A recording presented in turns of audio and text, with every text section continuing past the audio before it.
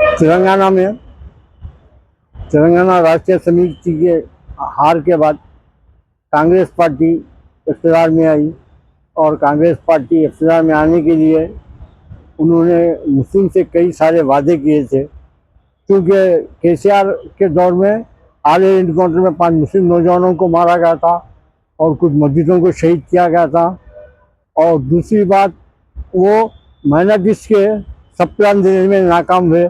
ऐसे कई उनकी गलतियां थी जिसकी वजह से तेलंगाना के मुसलमानों ने कांग्रेस पार्टी का आउटलेट साथ दिया और कांग्रेस पार्टी इक़्तिदार में आकर 2.5 साल होने को आ गए।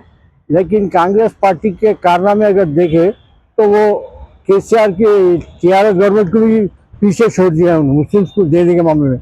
आज कांग्रेस का ये आलम है, कांग्रेस में कोई मुस्लिम चेहरा नहीं है कि मुसलमान जाके नुमाइंदगी कर सके या अपनी शिकायत कर सके। कांग्रेस पार्टी में माइनॉरिटीज़ का चेयरमैन अभी तक नहीं बना। हद तो ये है कि माइनॉरिटीज़ का ऑफिस जो था गांधी भवन में 2 साल से ऑफिस बंद है। मुसलमान गांधी भवन में जाके बैठने के काबिल का नहीं है और सब प्लान नहीं दिए, बजट नहीं, कहीं पर भी वो मुस्लिम को सामने आने नहीं दे रहे।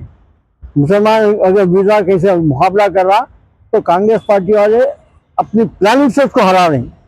जैसे मोहम्मद अली शब्बीर साहब को हराए, अजहरुद्दीन को हराए।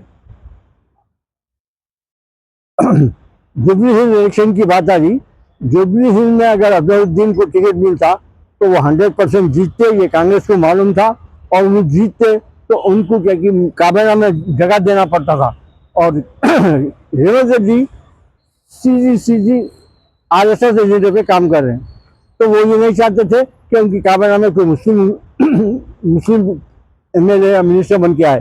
तो उन्होंने उस जगह को खाली करने के लिए अजहरुद्दीन को ज़बरदस्ती एमएलसी दिया, जबकि ऑलरेडी उनका एक मस्जिद शख्सियत के साहबजादे आमिर अली खान एमएलसी दिया उनको डैमेज करने के वास्ते और यहाँ से अजहरुद्दीन को डैमेज करने के वास्ते डबल गेम खेल के इनको एमएलसी बोल के ऐलान करे। हालांकि इनको एमएलसी नहीं दी गई, ना इनको एमएलसी दी है, ना एमएलसी इनको दी है, ना आमिर अली खान को बनने दी है, क्योंकि इनके काबीना में मुस्लिम को खत्ते बर्दाश्त लोग नहीं कर रहे हैं। जुबली इलेक्शन में कौन जीतना चाहिए आपकी नज़र में? जहाँ पे जुबली इलेक्शन की बात है, रेवंत रेड्डी की ये जो चाल है, ये जो गेम खेली है उन्होंने जुबली से मुस्लिम उम्मीदवार को नहीं देके, अगर हम अपने तौर पे ये गौर करें कि उन्होंने 3 दफ़ा जुबली हिल की कॉन्स्टिट्यूशन में लोगों आवाम को धोखा दिया। पहला धोखा ये दिया कि खबरस्तान का इशू, तो मुसलमान को हमेशा धोखा दिए। जैसा उन्होंने क्या कहा कि ये ज़मीन खबरस्तान की मैं दे रहा हूँ इलेक्शन से पहले धोखा देने के लिए। इत्तेफाक ऐसा हुआ, मिलिट्री वाले का कि बर्दाश्त नहीं करे, दूसरे दिन वो वापस लीजिए।